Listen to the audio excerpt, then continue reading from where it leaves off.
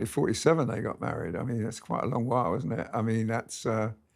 but that marriage was, when you think, photographing the Queen for many years was absolute joy. Photographing Prince Philip for many years was not so good. I mean, he had not a lot of time for the media, and he sort of treated us a bit like telegraph poles, just walked round us.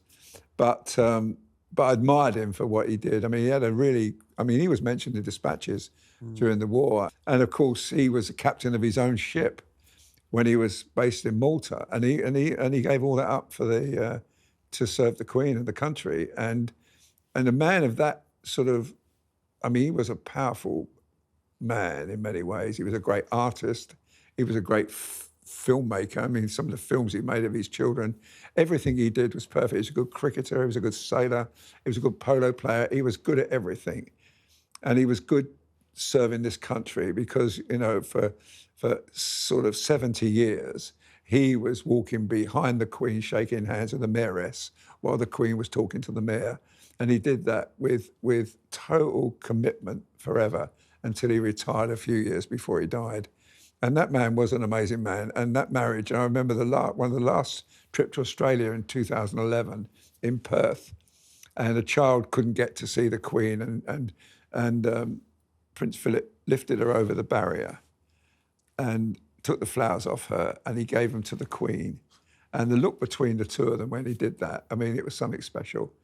And I've seen that a few times with them. I remember once at Sandringham, the same Sandringham church service on Christmas Day, and he wanted to leave early. But the picture that really sums it all up was the last time he was at the cenotaph, and he was on the balcony, and his hip was really hurting him, and he was in great pain. And the Queen pleading with him to go, and he wouldn't do that. To him, being there was his duty. Yeah. And he was in so much pain. And I remember as he left, puff of his cheek, that he was getting away to get some relief.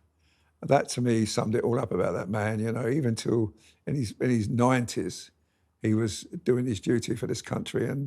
And so looking back, although he didn't like me very much, I quite admired him a lot. Good. Well, a wonderful marriage and wonderful couple, and I'd like to remember them as often as we can.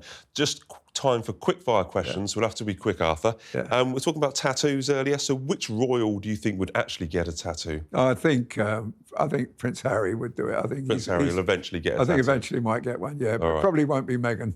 Probably not be Meghan. Which royal spoils their pets the most? Oh, the King, our King. I mean, he just absolutely adores animals. Finally, last question. Which royal would you least like to be caught by if you were a burglar? Probably William, because he's got a bit of a temper. I think it would give me a good idea. William or Princess Anne? Well, no, maybe not. Princess Anne would give him a bit of a tongue, but William would probably lap him a right-hander, yeah.